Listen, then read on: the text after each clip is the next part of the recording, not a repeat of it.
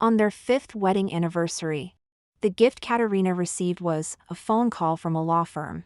"Hello, Mrs. Witt? This is Greenleaf Solicitors Limited. Someone has filed a complaint alleging that your husband, Samuel Witt, unlawfully detained a young woman.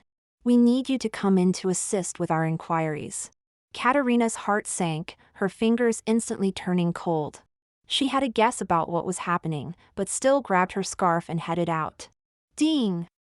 This novel reminds you to click the subscribe button in the bottom right corner to read the complete novel. The office was brightly lit, and Katerina immediately spotted the young woman surrounded by others. The girl was pouting, clearly displeased. "What's taking so long? Shouldn't you be arresting him? He kept me in the presidential suite for 7 days and nights. I could barely walk afterwards. If that's not detention, what is?" Her voice was sweet and coy, with obvious undertones of bragging. The senior solicitors exchanged knowing looks, wearing expressions that said, "Here we go again." A new trainee solicitor, taking it seriously, appeared indignant. This is outrageous. "Sir, shouldn't we file charges immediately?" An older solicitor quickly pulled him aside, lowering his voice. "What are you on about? That's Samuel Witt, the richest man in South City. So what if he's rich? Does that put him above the law?" The trainee persisted stubbornly. "Above the law? Good heavens!"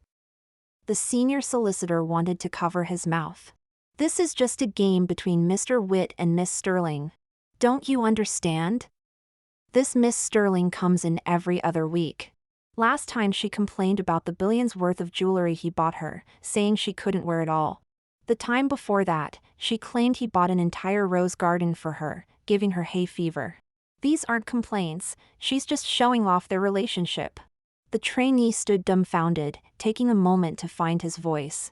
But Mr. Witt is married, isn't he? We just called his wife to come in." The solicitors exchanged complicated looks at this remark. Before the senior solicitor could respond, a tense atmosphere suddenly filled the doorway. Everyone turned to look. Samuel Witt had arrived, flanked by security in black suits.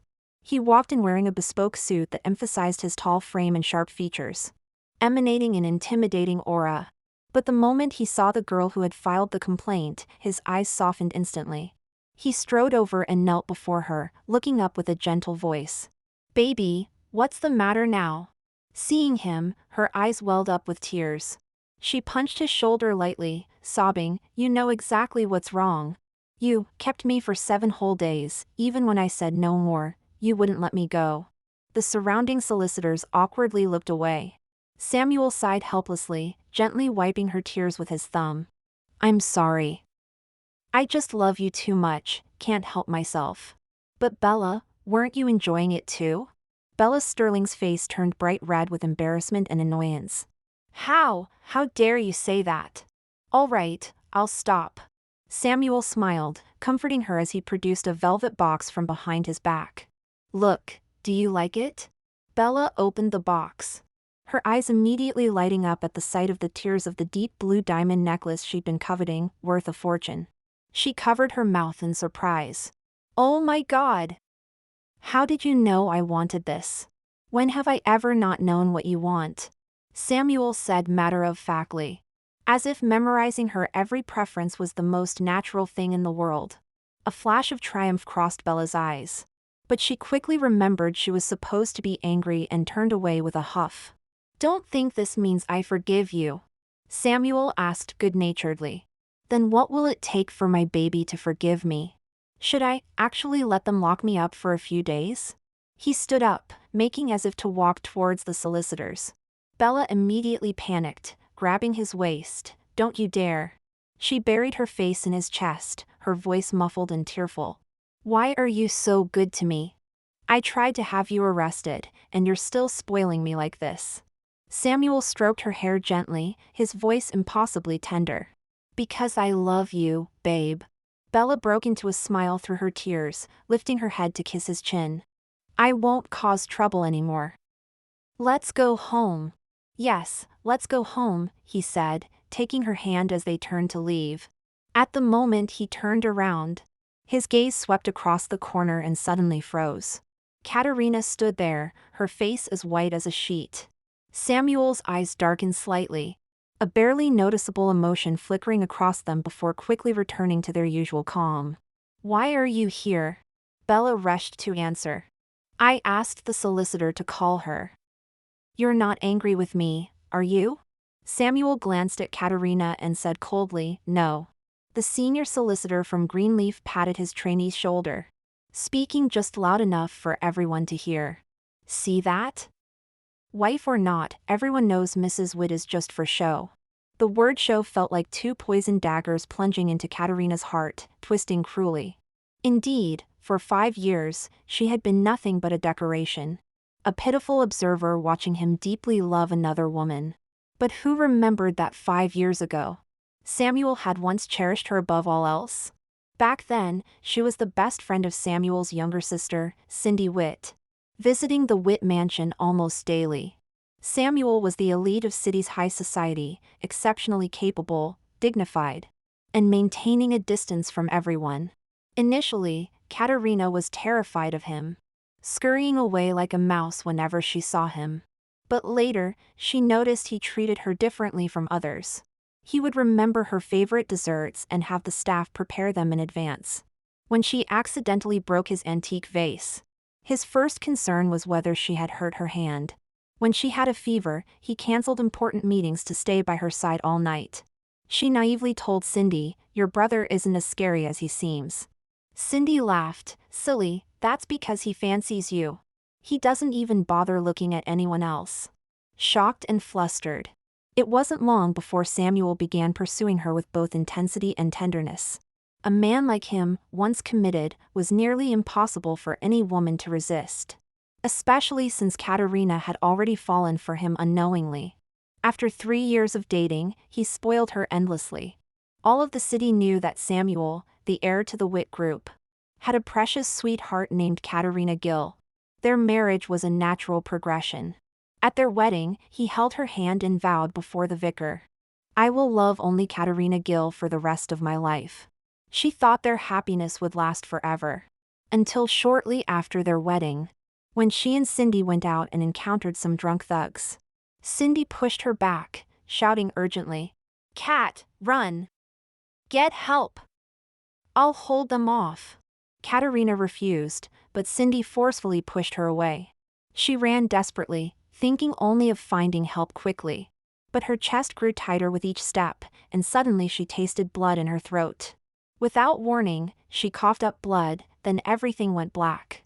When she woke up in hospital, she received 2 devastating pieces of news. First, the doctor told her she had cancer. Second, the police informed her that Cindy had been assaulted to death by those thugs. Her body wasn't found until early the next morning, in a horrific state. Katerina's world collapsed. And Samuel's world collapsed as well. He lost his beloved sister, and after the immense grief came endless rage and hatred. He questioned her with bloodshot eyes, his voice trembling with despair. "Why? Why did you leave her and run? Why didn't you get help after running away? Do you know how horrifically Cindy died? Katerina, tell me why." Looking at his anguished face, her heart felt like it was being torn apart. She wanted to explain, to tell him about coughing up blood and fainting. It wasn't intentional. But what good would explanations do? Cindy couldn't be brought back. If he knew his beloved wife was also dying, losing 2 loved ones in one night, wouldn't it destroy him completely? So she chose silence, swallowing all explanations and grievances. And her silence, in Samuel's eyes, became admission, became heartlessness, became evidence of fleeing from guilt. He fell from heaven to hell, and all his love instantly turned to bone-deep hatred. To punish her, he stopped coming home, treated her with icy coldness. And finally, he brought in Bella Sterling, a university student who bore a striking resemblance to Katerina. All the love, tenderness, and indulgence he once gave to Katerina, he now lavished on Bella with even greater intensity. Katerina knew he was doing it deliberately. He wanted her to watch helplessly as he transferred all the love he once gave her to another woman who looked just like her. He wanted her to live in this torture day and night. She was indeed in unbearable pain. But what he didn't know was that these days were coming to an end. During her recent checkup alone, the doctor looked at her results and said gravely, "The tumor has spread throughout. Miss Gill, you have at most 2 weeks left." Soon, she would leave him forever, joining Cindy in death. Katerina stumbled out of Greenleaf Solicitors in a daze. Just then, a familiar black Rolls-Royce pulled up in front of her. The window rolled down, revealing Bella's pretty face and Samuel's stern profile. "Miss Gill, it's quite remote here, and you won't be able to get a taxi. Let us give you a lift," Bella said warmly, though there was a hint of smugness in her eyes. Katerina shook her head. "No, thank you. When she tells you to get in, you get in," Samuel cut her off coldly. "Are you deaf or just stupid?" The cruel words pierced her heart like icicles. Katerina clenched her fingers and silently opened the door, sliding into the back seat. "Sam, I just got my license. Let me drive for a bit, please?" Bella volunteered sweetly. Samuel raised an eyebrow, his tone indulgent. "All right, but be careful." He personally helped her fasten her seatbelt before taking the passenger seat. The car started moving, with Bella driving somewhat awkwardly. Samuel showed no impatience, patiently guiding her throughout. His eyes soft enough to drown in. "Oh dear, the brake feels a bit stiff." Bella complained in a delicate voice. "Does it? Let me check." Samuel even leaned over to inspect, his face almost touching her leg. Sitting in the back, Katerina watched this painful scene. Her heart gripped by an invisible hand, making it hard to breathe. Once, all his tenderness and attention had been exclusively hers. Suddenly, a stray cat darted across the road. "Ah!" Bella screamed in panic and, in her confusion, mistook the accelerator for the brake, stomping down hard. The car lurched forward like a wild horse, crashing through the guardrail and plunging straight towards the river below. As weightlessness took over, "Bella!" In that critical moment, Katerina clearly saw Samuel's first reaction was to lunge towards the driver's seat, shielding Bella with his entire body. He didn't even glance back at her once. Icy water rushed into the car from all sides, bringing suffocating darkness. In that moment, Katerina's heart reached the depths of both pain and coldness. Before, whenever danger struck, she had always been his first priority. But now, before darkness consumed her consciousness, her last sight was his back as he struggled to surface with Bella held tightly in his arms. She regained consciousness to the sharp smell of antiseptic in the hospital. She heard Samuel's angry voice outside the room, apparently questioning the doctor. "She only fell in the water. Why hasn't she woken up after being unconscious for so long? Are you even competent?" The doctor replied cautiously, "Mr. Witt, please calm down. Miss Gill's coma isn't entirely due to the drowning. According to our comprehensive test results, she has terminal malignant." Before he could finish, a nurse came running. "Mr. Witt, Miss Sterling is awake and asking for you." Samuel was about to speak when his eyes met Katerina's on the bed. The concern that had briefly shown on his face due to her prolonged unconsciousness instantly froze and vanished without a trace. He merely grunted and, without sparing her another glance, turned decisively and strode towards the other end of the corridor. Watching his resolute departure, Katerina felt as if a piece of her heart had been carved out, leaving only hollow coldness behind. It was better that he didn't know about her impending death. Given his current hatred for her, even if he knew she was dying, he'd probably just mock it as karma. The day she was discharged, the sunlight was painfully bright. Samuel naturally hadn't come to pick her up. He was on a private island holiday with the traumatized Bella. Returning to the cold, empty mansion called home, Katerina silently began arranging her final affairs. She first visited an old photography studio. "Miss, are you certain you want to take a funeral portrait?" The old photographer pushed up his reading glasses, checking 3 times, his eyes full of disbelief and pity. Katerina nodded calmly, forcing a faint smile. "Yes, I'm certain." The lens captured her pale yet still elegant features, though her eyes, once full of starlight, now held only dead ashes. Next, she went to choose an urn. Among the dazzling array of containers of various materials and hefty prices, she finally selected the simplest white porcelain jar. Its smooth, cool surface matching her current heart. Lastly, she visited South Mountain Cemetery. She wanted to be buried next to Cindy. They used to joke about living in the same retirement home when they got old, dancing together in the square, and even being neighbors in death so they could continue playing cards underground. Finding Cindy Witt's headstone. The photo showed a girl with a radiant smile, forever frozen in her most beautiful years. Katerina slowly crouched down, gently wiping dust from the photo, her throat tight. "Cindy, I've come to see you," she whispered, like during countless nights of sharing secrets. "I'm sorry it took so long, but I'll be joining you soon." "Are you lonely there?" She rambled on, speaking of her illness, her regrets, how Samuel hated her, and how he doted on her replacement who looked so much like her. Tears fell silently onto the cold stone. Suddenly, familiar steady footsteps sounded behind her. Katerina stiffened, slowly turning around. Samuel stood at a distance with Bella, holding a bouquet of white lilies, Cindy's favorite flowers. When Samuel saw Katerina, the gentleness on his face instantly turned to rage, his eyes darkening frighteningly. "Katerina Gill! Who gave you permission to come here?" He strode forward, his voice ice-cold and filled with undisguised disgust. "Get out! You have no right to visit her." Katerina slowly stood up from the gravestone, her eyes red and voice hoarse. "I just miss Cindy, so I came to see her." "Miss her?" Samuel laughed as if he'd heard the biggest joke, suddenly reaching out to grip her slender neck with enough force to nearly crush her bones. "You dare to miss her? My sister trusted you so much, she gave you the chance to escape, and what did you do? You ran. You left her alone with those beasts. Do you know how horrifically she died? Do you?" The suffocating sensation overwhelmed her as air rapidly left her lungs, her vision beginning to darken. Katerina didn't struggle, even closing her eyes. Dying like this wouldn't be so bad.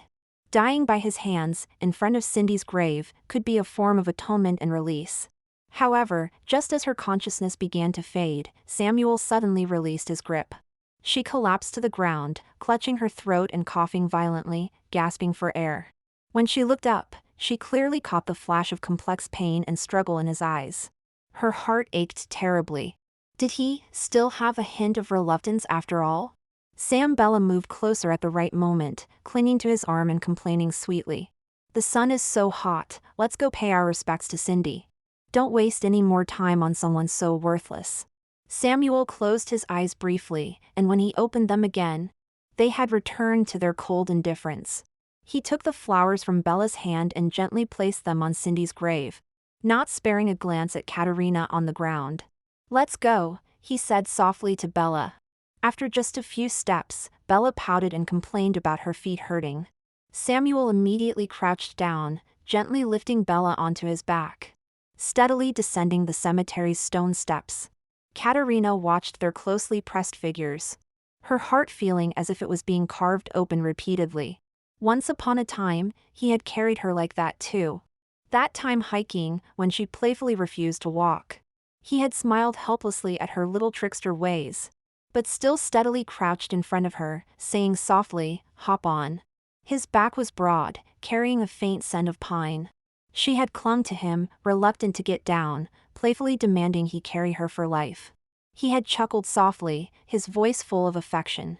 "All right, I'll carry our cat for life." Back then, Cindy had been there too, jumping around in protest. "Sam, cat, stop with the lovey-dovey stuff." The sunshine had been beautiful, the breeze gentle. But now, nothing could ever go back to the way it was. She swallowed her sobs and silently followed behind them. When they reached the car, Samuel cast her a cold glance. "Get in." Katerina hesitated for a moment.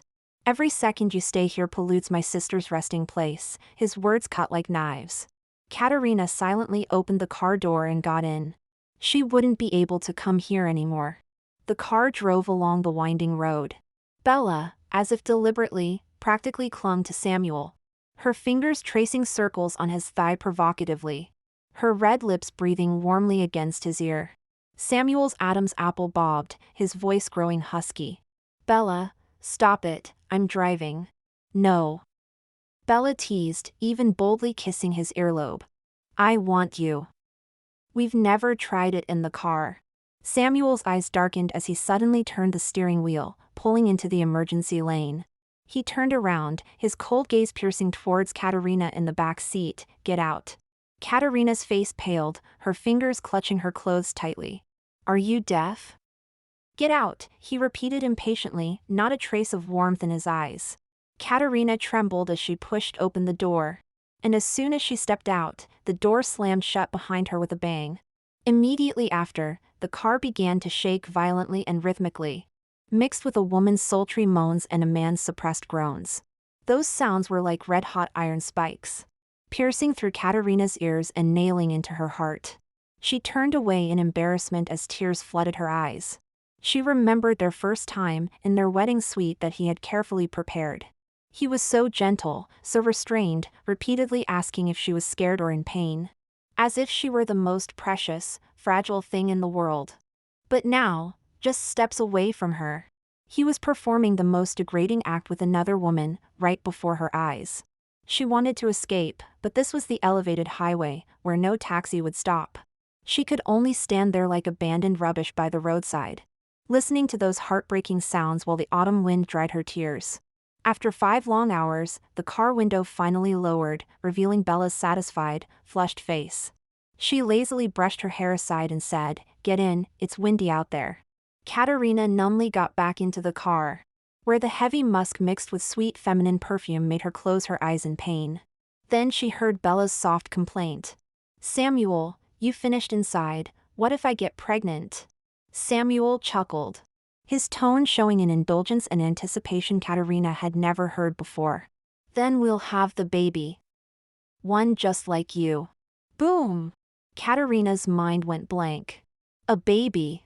They had once passionately discussed having children too. Back then, he would always hold her from behind, his warm palm resting on her belly, whispering that they would have 2 children. The boy would protect Mummy, and the girl would be their little princess. But he said she would still be the most cherished one, incomparable to anyone else. Those gentle promises, those smiling whispers, those once real hopes, now felt like they belonged to a previous life. Lost in thought, she heard Bella's sweet response. "All right then, let's continue when we get home. This time, you can finish inside as much as you want." Back at the mansion, they were completely uninhibited. The living room, kitchen, even the stairway landing, everywhere became their battlefield. The lewd sounds penetrated through the doors day and night, torturing Katerina's nerves. Meanwhile, she locked herself in her room, suffering from the excruciating pain of cancer. She hugged the toilet bowl, vomiting bright red blood. Inside and outside the door were 2 entirely different worlds. Outside was a celebration of unbridled passion and the possibility of new life. Inside was silent withering and death's countdown. Finally, one day, it became temporarily quiet outside. Katerina dragged her weakened body out of the room to find Bella wearing an apron, clumsily cooking in the kitchen. Samuel sat at the dining table, reading the newspaper. Seeing her, Bella's eyes lit up, her tone patronizing. "Perfect timing. I made lots of dishes for Samuel, would you like some? Consider it my treat to you." Katerina shook her head. "No, thank you." Samuel snapped his newspaper shut, his expression darkening. "Katerina, don't be ungrateful. Come here." Katerina had no choice but to approach. Most of the dishes on the table were burnt black, looking absolutely dreadful. But Samuel ate them without changing his expression. Bella asked expectantly, "Is it good?" He put down his chopsticks and fondly patted her head. "Delicious." Katerina's heart suddenly contracted. Memories came flooding back like a tide. The first time she cooked for him, it was just as disastrous. But he ate every bite, stroking her hair with a smile. "Everything you make tastes good to me." The tenderness in his eyes back then now felt like a blunt knife repeatedly cutting her heart. "Why aren't you eating?" Bella asked with feigned concern. She forced herself to pick up her fork, taking a small bite of the burnt food. But as soon as she swallowed, a metallic sweetness surged up her throat. She immediately covered her mouth and rushed to the bathroom, violently coughing over the toilet bowl as blood instantly stained the water red. She quickly flushed, trying to wash away the blood.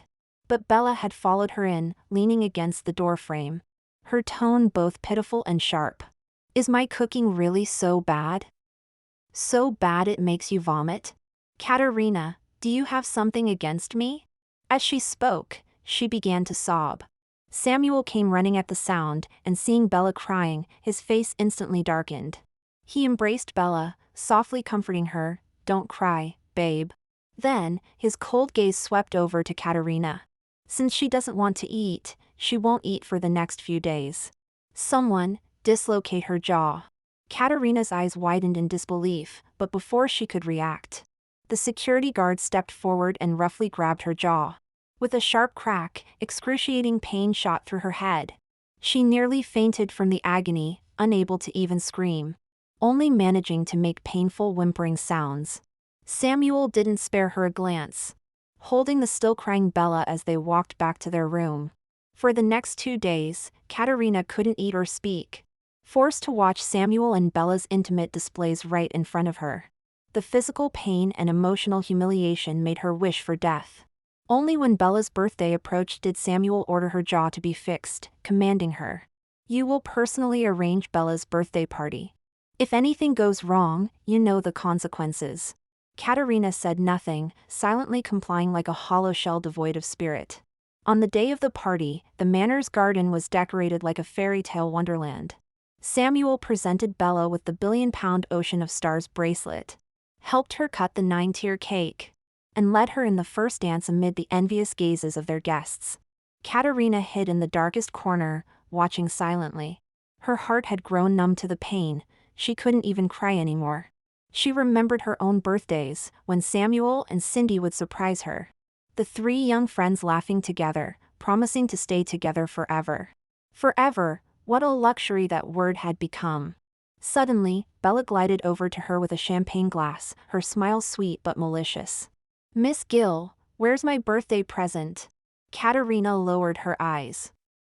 "I haven't prepared one."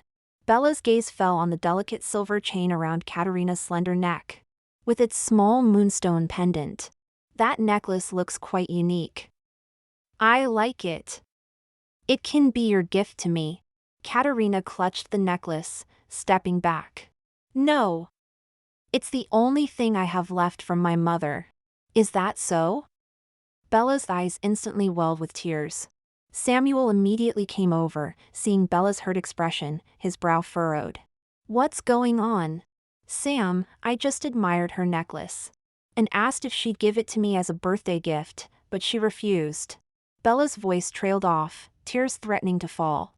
Samuel's eyes turned cold as he ordered the security guard, "Take the necklace." "No. Samuel! You can't do this." Katerina struggled desperately, like a trapped, hopeless animal. This was her mother's last possession. He knew that. When her mother passed away, he had held her, promising, "Don't be afraid, Kat. I'll always be here for you." But now, he no longer loved her. And he would even take away her last connection to her mother? The guard roughly broke the chain and handed it to Samuel.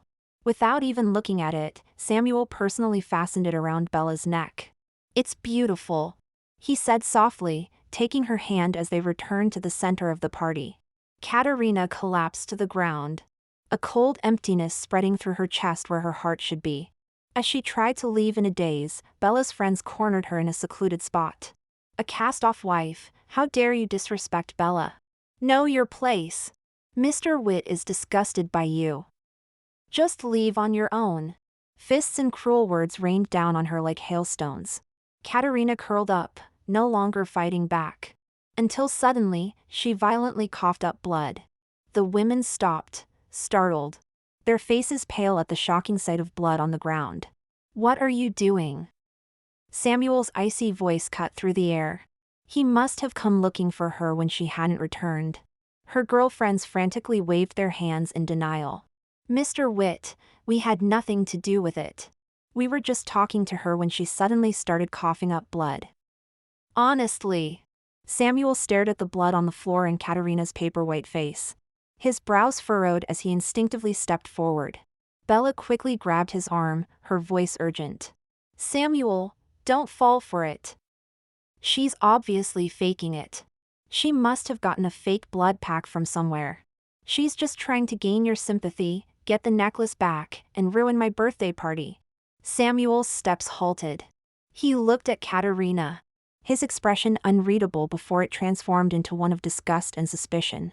After a few seconds of silence, he spoke coldly. Since she loves putting on a show and attracting attention so much, hang her upside down from that cherry tree. Keep her there for 24 hours. That cherry tree, he had planted it himself when Katerina said she loved cherries. He had promised to pick cherries for her every year. The security guard hesitated. Sir, people can develop cerebral congestion after just 2 hours of being inverted. 24 hours could be. Samuel's eyes were ice cold, unwavering. If she dies, she dies. Katerina was roughly dragged to the tree, her ankles bound tightly with rope before she was hoisted up, suspended in midair. Blood rushed to her head immediately, her temples throbbing, her eyeballs feeling like they might burst.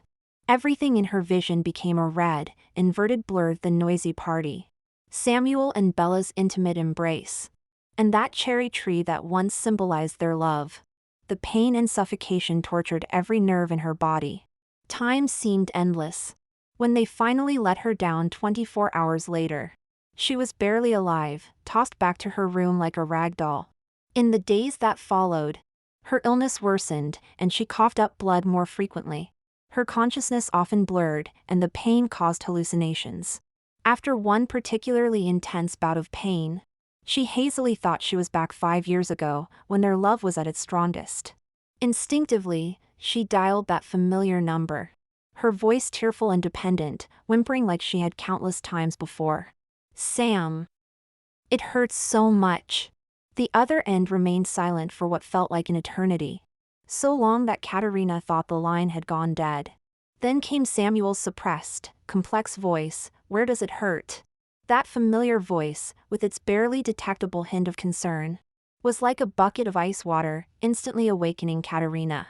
She snapped back to reality, seeing the cold truth, her heart feeling as if it was being violently squeezed. She hastily hung up, burying herself deep under the covers, crying silently. Finally, she shakily swallowed a handful of painkillers, falling into a drug-induced sleep. Some time later, she was awakened by a bucket of ice-cold water. Bella stood by the bed, her face showing arrogance and anger. Katerina! What perfect timing for your phone call. How dare you call while Samuel and I were in bed? Using that disgusting voice. Have you forgotten that Samuel doesn't want you anymore? Stop pretending. After ranting for a long while, she finally smirked. Since you're so desperate for a man, I'll send you one. She clapped her hands. And a sleazy-looking stranger entered, approaching Katerina with ill intent. No, please, no. Katerina struggled in terror, summoning her last bit of strength to push the man away.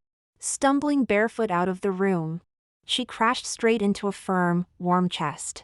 Looking up, she met Samuel's unfathomable eyes as he came to investigate the commotion.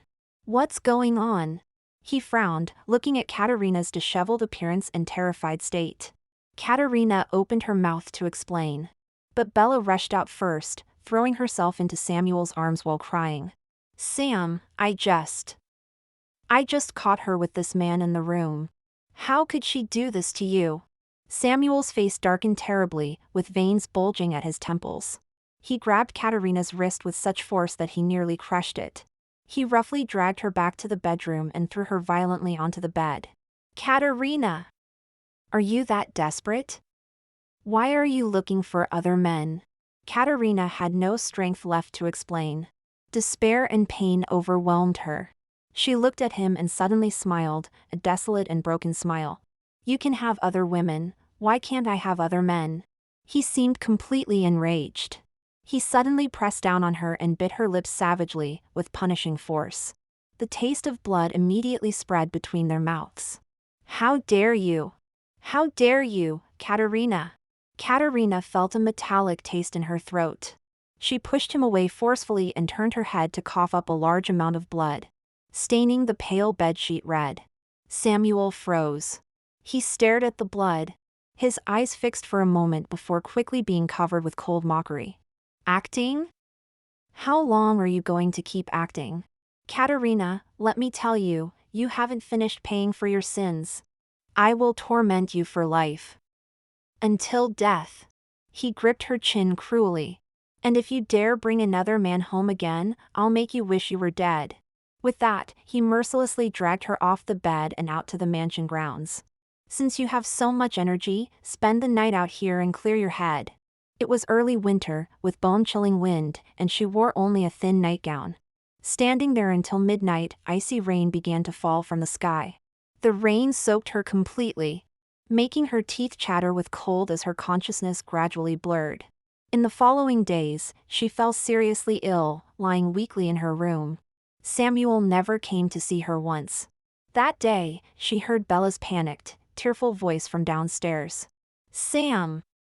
What should I do? I killed someone. Katerina struggled to walk to the staircase, where she saw Bella throwing herself into Samuel's arms, trembling all over. Samuel patted her back soothingly. Don't be afraid. Tell me slowly, what happened? Sobbing, Bella explained that while collecting her degree certificate at university, a male student who had been harassing her tried to assault her again. In the struggle, she accidentally pushed him into the artificial lake where he hit his head on rocks and became brain dead. Now his family had reported her to the police. After a moment of silence, Samuel said, Don't worry, I'll handle it. You go in for questioning first, and I'll get you out in a few days. Bella cried harder. No. I'm so scared of that place. I've never been there. Sam, I don't want to go. Samuel frowned, his gaze sweeping over Katerina's pale face at the stairs, cold and resolute. Katerina, you go. Katerina looked up sharply, staring at him in disbelief. Take the blame for Bella. His tone brooked no argument. Say you pushed him. I. Katerina opened her mouth to speak. You won't? Samuel's eyes turned fierce. Then I'll have someone force you there. Katerina's fingers trembled slightly as she watched the man, who once cherished her, now ready to send her to prison for another woman. Her heart clenched in pain, and finally, she lowered her eyes in silence. And so she took the blame for Bella and was sent to the detention center. 3 whole days. Dark, damp, cold corners, rancid food. Occasional pushing in malice from other female inmates, every minute felt like a year.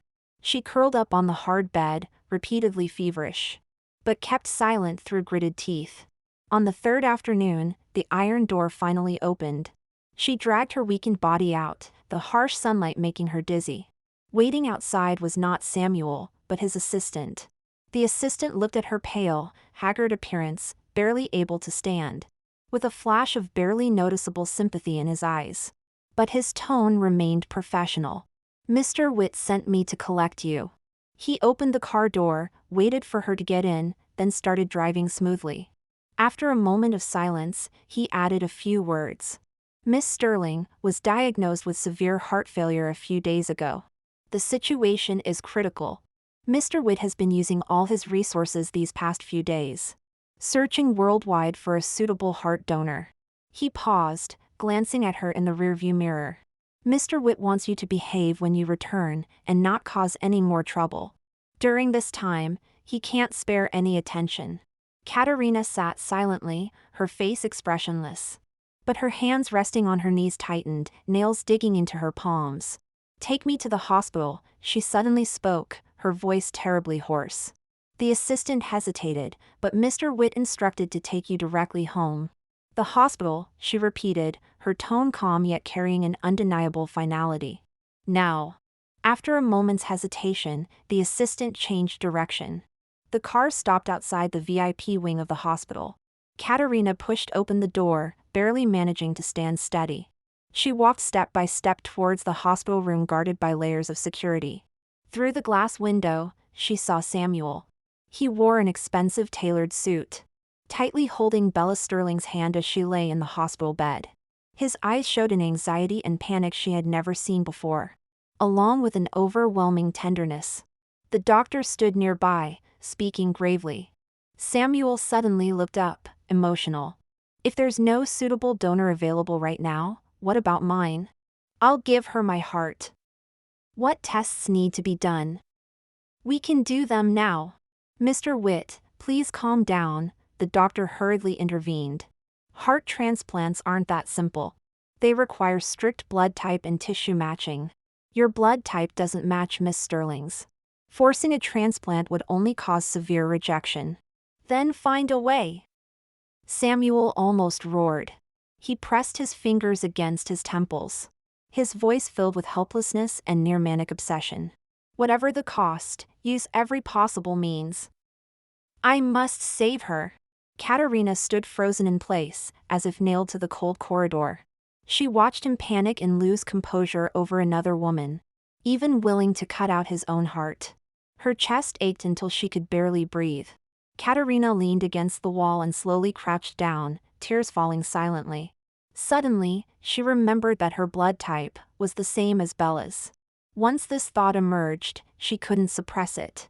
She wiped away her tears and went alone to the doctor's office, requesting heart compatibility testing. The results came quickly. Highly compatible, fully meeting donation criteria. Holding that thin report, she stood at the end of the hospital corridor, looking out at the gray sky, and suddenly smiled softly. It was just as well. She didn't have long to live anyway. She might as well use this heart as her final gift to him. Let Bella accompany him for the rest of his life. It would repay the life debt she owed to Cindy. Without hesitation, she calmly signed her name on the voluntary heart donation agreement. The pen scratched across the paper with a soft sound, like writing the final period on her brief and bitter life. After returning home, her body grew weaker by the day, with increasingly frequent blood-stained coughs. But she simply cleaned up quietly, not letting anyone discover. Late that night, Samuel was drunk again. He stumbled through her door, embraced her from behind, his burning breath buried in her neck. Katerina stiffened, then heard him mumbling incoherently. Bella, don't be afraid. I'll save you. Each word was like a poisoned ice pick, piercing through her. He had truly fallen in love with Bella. Her body trembled with pain, yet she couldn't help raising her hand to gently stroke his thick black hair. Her tears silently soaked the pillow. Samuel, you said you'd love me for life. It's only been 5 years, and you've fallen for someone else. But it's all right. It's better that you don't love me anymore. From now on, let Bella be the one by your side. The next morning, Katerina got up to find Samuel already standing in the living room in his suit, taking a call. Really? You've found one? A living donor? They're willing? His tone carried unbelievable joy and relief. Good, I'm coming right over. He hung up, his expression showing rare ease after days of strain, even carrying a hint of a smile. But when he turned and saw Katerina standing at the stairs, his eyes instantly turned cold.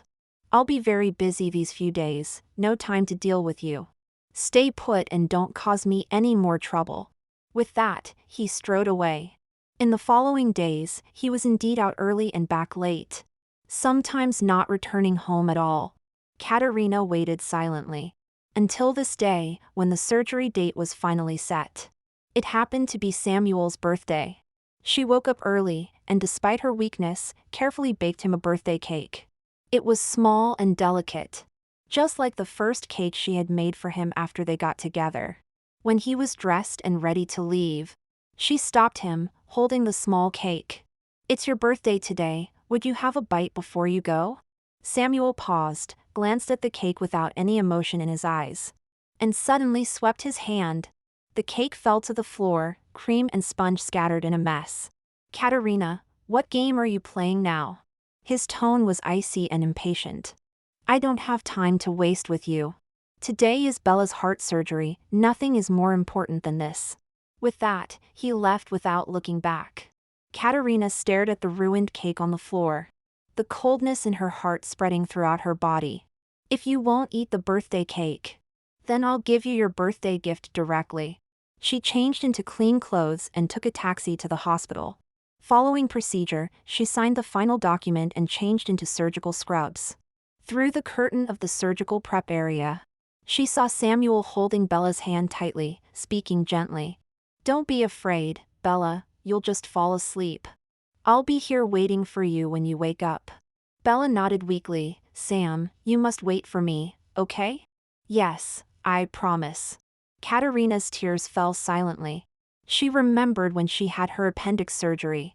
He was just like this, terribly worried, holding her hand saying, "Don't be afraid, I'll be right outside, I won't leave for a moment." "Miss Gill, the surgery is about to begin." The doctor made a final confirmation. "For live heart transplantation, once we begin, there's no turning back." "Are you certain?" Katerina looked at his blurred but distinct figure beyond the curtain, and nodded slowly but firmly. "I'm certain." The anesthetic began flowing into her veins, a cold drowsiness spreading through her blood, her consciousness ebbing away like the tide. Memories with Samuel flashed uncontrollably through her mind. She saw him sitting quietly in the Witt family living room, yet she would unexpectedly receive her favorite desserts. He had specially arranged through the servants. She saw herself accidentally breaking his precious antique vase, and his first reaction was to grab her hands to check for cuts, his voice showing concern she had never heard before. She saw herself trapped in a fire, and him losing control for the first and only time, holding her tight against his chest, saying hoarsely, "Stop running around with Cindy, look at me more, will you?" She saw him down on one knee, his hand holding the ring trembling slightly with nervousness, saying, "Kat, marry me, let me take care of you for the rest of our lives." Those promises, once burning like the sun, now felt like cold knives, repeatedly torturing her last remaining sensations. "If there's a next life, Samuel Witt, let's not meet again. This world is too bitter, next time. I won't come." The last light faded from her eyes, her long lashes like broken butterfly wings, slowly closing, never to move again. On the cardiac monitor, the line representing life finally flattened into a cold straight line, emitting a harsh, monotonous long beep. Meanwhile, outside the operating theater, the red light finally went off. Samuel immediately stood up, his eyes bloodshot. The doctor came out, removing his mask. "Mr. Witt, the surgery was very successful. Miss Sterling will wake up soon." Samuel let out a long breath, his tense nerves finally relaxing, showing slight weary relief on his face. Just as he was about to go see Bella, the attending physician stopped him. "Mr. Witt," the doctor called, his tone respectful with a hint of inquiry. "Would you like to see the heart donor? Although we signed a confidentiality agreement and the donor's family requested anonymity. But, as per usual practice, you, as the beneficiary's family member, can pay your respects and show gratitude." Samuel stopped in his tracks. At this moment, his heart was full of joy for Bella's new lease of life, and he felt little connection to the unknown donor. But out of courtesy and gratitude for saving Bella's life, he nodded. "All right." He followed the doctor to another quiet room. The room was silent, with just one bed, covered by a white sheet outlining a thin figure beneath. The doctor quietly stepped aside. Samuel slowly approached, the air heavy with the faint smell of antiseptic. He reached out with his long fingers and gripped the corner of the white sheet. With an inexplicable, strangely heavy feeling, he moved very gently, slowly pulling back the sheet. Just as the curtain was about to be lifted, his phone vibrated frantically in his suit pocket like a death knell, its sharp ringtone particularly jarring in the deathly silence. Samuel paused, his brows furrowing in irritation. He initially wanted to ignore it, but the ring persisted stubbornly, determined not to stop until answered. He clicked his tongue, withdrew his hand, and took out his phone. The screen displayed the number of the security team leader guarding Bella's hospital room. A sense of foreboding swept over him, and he immediately answered. "Mr. Witt. Please come back quickly. Miss Sterling has woken up. She's extremely agitated, crying out your name. Nothing we say helps, and she almost pulled out her IV. We can barely restrain her."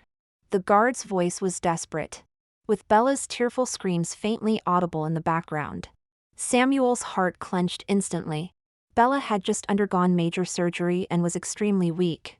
Such emotional distress could easily lead to heart failure, with unthinkable consequences. His concern for Bella and his long-established habit of prioritizing her above all else immediately overwhelmed everything else. He glanced at the silent body covered by the white sheet. That slight curiosity and gratitude he felt towards the unknown donor was instantly replaced by his anxiety for Bella. While a life-saving benefactor was undoubtedly important, right now, the living Bella who needed him took precedence. He gave quick, concise instructions to the waiting doctor. Handle all the follow-up matters. Provide the donor's family with the highest level of compensation. Ensure they live comfortably for the rest of their lives. And accommodate any requests they might have. His tone carried his usual decisiveness when handling business matters, even with a hint of barely noticeable displeasure at being interrupted. Without further hesitation, he turned sharply, his expensive leather shoes making rapid, clear echoes against the cold, polished floor as he strode out of the room, leaving behind that deathly silence and the body that might have upended his world. He rushed back to Bella's VIP hospital room. Before entering, he heard her heart-wrenching cries. "Samuel! I want Samuel! Get away from me! Has he abandoned me?" Samuel pushed open the door to find Bella as pale as paper, tears streaming down her face, weakly but frantically trying to push away the nurses restraining her. The catheter in her wrist had backflowed, creating an alarming red patch. "Bella!" Samuel's heart twisted painfully as he immediately moved forward, carefully avoiding her wounds to hold her trembling body tightly in his arms.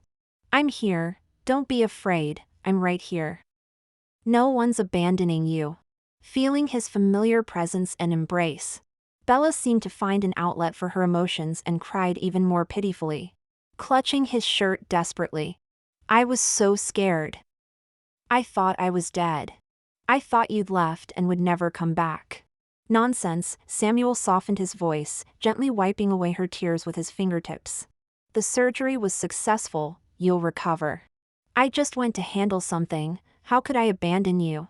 Stop crying, darling, it's not good for your health." He patiently comforted her, helped her drink water, and gently patted her back until her emotions gradually calmed. And she fell asleep in his arms, still sobbing. The hospital room finally returned to silence. Samuel carefully laid Bella down, tucked in her blanket, and gestured for the medical staff to leave. He sat on the sofa beside the hospital bed, watching Bella's face still slightly furrowed in sleep. He should have been completely immersed in relief over the successful surgery and her safety.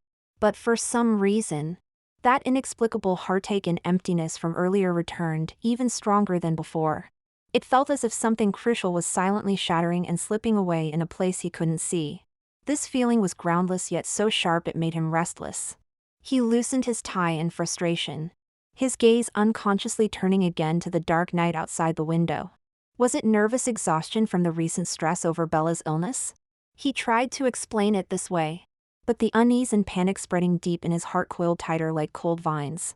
He unconsciously took out his phone, his fingers sliding across the screen, inexplicably opening a number he had rarely contacted actively, Katerina's number. After a moment's hesitation, he dialed her number. "Sorry, the number you have called is switched off." The cold automated message pierced him like a needle, catching him off guard. Switched off. She rarely turned her phone off. Was it out of battery, or was she deliberately avoiding him? At the latter thought, Samuel Witt's face darkened instantly. Was it because he made her take the blame for Bella for those 3 days? So she was throwing a tantrum? Or was it because of his previous punishments, hanging her upside down and dislocating her jaw, that she finally learned to fear him and was trying to protest or escape? An inexplicable anger mixed with an indescribable unease churned in his chest. His brows furrowed as he shoved the phone back into his pocket. "Katerina Gill, you'd better just be sulking. Otherwise what?" Something in the depths of his heart seemed to twitch faintly, but he immediately suppressed that strange emotion, turning his attention back to Bella Sterling's face. Whatever the case, Bella was the priority now. Once her condition stabilized further, he would deal with Katerina's matter.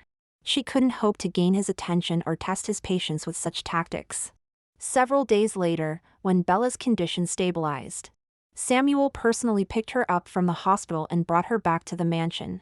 Everything seemed normal in the mansion, yet there was an inexplicable deadness permeating every corner. Samuel helped Bella settle onto the living room sofa and instructed the housekeepers to prepare some nutritious soup and bring her medicine. His gaze, however, unconsciously swept across the empty living room. Usually, that figure would either be curled up in a corner or quietly working in the kitchen, though he had always ignored or even despised her presence. Now that deafening emptiness made him extremely uncomfortable. "Where's the madam?" he asked the housekeeper with feigned casualness. The housekeeper trembled almost imperceptibly, keeping her head down as she replied in a tiny voice. "Sir. Madam, she hasn't been back for several days." "Hasn't been back?" Samuel's brows instantly knitted together. "Where did she go?" We don't know. That day after you took Miss Sterling to the hospital. Madam seemed to go out too, and hasn't returned since." The housekeeper's voice was trembling with fear. Samuel's heart sank violently. That sense of unease surged up again, almost suffocating him. He immediately took out his phone and dialed Katerina's number again, but it was still switched off. He instantly ordered his assistant, "Find her. Track Katerina's whereabouts immediately. All transportation records, hotel check-ins, report everything to me at once." The assistant worked with extreme efficiency, but the results made Samuel's blood run cold. There were no records showing that Katerina had left South City. It was as if she had vanished into thin air. How could a living person disappear without a trace? Unless that absurd thought about the hospital donor that he had forcibly suppressed burst forth again like a mad vine, instantly entangling all his rationality. No. Impossible. Absolutely impossible. That was just a stranger donor. How could someone like Katerina willingly donate her heart? She was so vicious, she probably would have wanted Bella dead. How could she possibly save her? This must be a coincidence. She must be hiding deliberately, trying to torture and revenge him this way. Yes. That must be it. Samuel suddenly stood up from the sofa, his face terrifyingly dark, his eyes rolling with a frightening storm. Bella was startled by him and timidly tugged at the hem of his clothes. "Sam, what's wrong?" But Samuel seemed not to hear her, yanking his arm away from her grasp. He grabbed his car keys and rushed out the door, the roar of the engine matching his now out-of-control heartbeat as he drove madly towards the hospital. At the hospital records office, Samuel practically forced his way in, his bloodshot eyes demanding the staff to retrieve the heart donor's information. The staff member, terrified by his intimidating presence, trembled while pulling up the files on the computer. When the screen clearly showed donor name, Katerina Gill, along with the ID photo beside it. In the photo, she was smiling gently, her eyes soft. Exactly the way she looked when he first fell for her. Samuel felt the world spinning around him as everything went black. He staggered backward, his spine crashing heavily against the cold wall with a dull thud. Impossible. This is absolutely impossible. His mind went blank as his eyes turned red with fury. It's fake. All fake. It's Katerina's scheme. She thinks this will help her escape from me? Never. She won't get away with this. He completely refused to accept the reality. The massive shock triggered his brain's strongest defense mechanism, denial. He'd rather believe this was an elaborately planned escape scheme than accept even the slightest possibility that Katerina was dead. Like a wild beast out of control, he burst into the chief physician's office, grabbing the doctor's white coat collar and almost lifting him off the ground. "Tell me, where have you hidden her? How much did she pay you to fake this? Tell me." The doctor, though pale with fear at his behavior, maintained his professional integrity. "Mr. Witt, please calm down. We understand your feelings, but the donation process was entirely legal and proper. All documents are legally binding. Miss Gill is indeed deceased. Shut up! Samuel roared, veins bulging at his temples. She's not dead. I won't allow her to die. If she's to die, it should be by my hands. She hasn't atoned for her sins. God has no right to take her. He shoved the doctor aside and began frantically making phone calls, wielding all his power to pressure and threaten the hospital, even declaring he would shut the facility down. But the response remained consistent. The procedures were correct, the donor was indeed Katerina, and she was confirmed deceased. Looking at the black and white documents, especially the familiar yet slightly weak signature on the voluntary heart donation agreement, Samuel felt his vision darkening, as if all the blood in his body was rushing to his brain, only to freeze instantly. No. I don't believe it. I won't believe it. He stumbled backward, hitting the cold wall, muttering with scattered and crazed eyes. How dare she? How dare she leave me like this? She hasn't atoned for her sins. I didn't permit her to die. She has no right to die. He suddenly lunged forward, snatching the documents and tearing at them frantically, as if shredding the papers could destroy this terrible reality. Fake. All fake. They're forged. The doctor and hospital director watched his manic behavior with fear and a touch of pity in their eyes. Mr. Witt, please accept our condolences.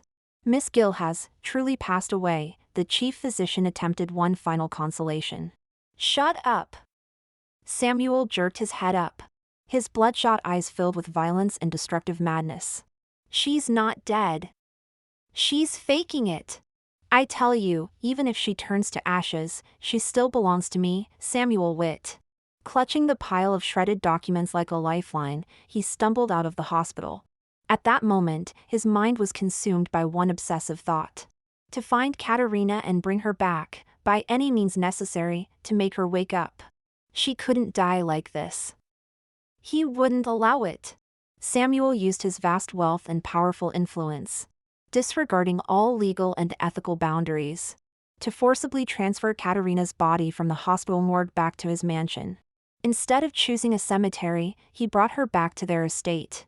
He ordered an urgent conversion of a vacant guest room on the ground floor, installing the most professional low-temperature cooling system, transforming it into a cold, crystal coffin-like mortuary chamber. When the rigid, cold body, covered in white cloth, was carefully placed on the platform in the center of the room, Samuel dismissed everyone.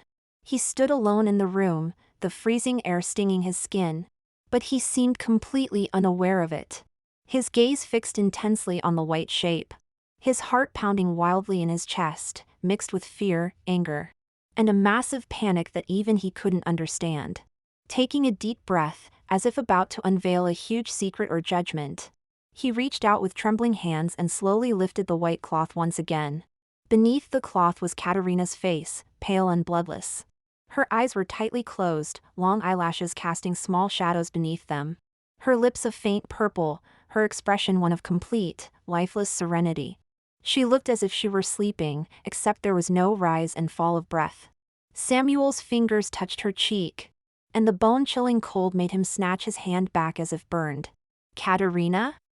He called softly, his voice dry and hoarse. Stop pretending, I know you're not dead. Get up. The body remained motionless. Get up. His voice suddenly rose, taking on a threatening edge. I order you to get up. Did you hear me? I've seen through your trick. Still, only death-like silence answered him. How long are you going to pretend? Samuel lost control of his emotions completely. He grabbed her cold shoulders and shook her violently. Do you think this will help you escape from me? Do you think death will settle everything? Never. You owe me. You owe Cindy. You haven't paid your debt yet. I forbid you to die. Do you hear me? He shook her frantically as if this could wake her from her sleep. However, her body only swayed lifelessly with his movements, her head lolling softly to one side, showing no signs of life. The overwhelming sense of helplessness and an almost crushing fear finally broke him. He suddenly stopped, stumbling backward 2 steps, shaking his head in disbelief. "No, this can't be," he mumbled, his eyes unfocused. "How could you die? How dare you?" As if suddenly struck by an idea, his eyes rekindled with obsessive light. "Yes. A death-simulating drug. It must be that, or some high-tech method. It's all right. I'll find a way to wake you up. There are so many experts in the world, someone must have a solution." From that day forward, Samuel became a completely different person. He stopped going to the office, delegating all business matters to his assistant and vice president.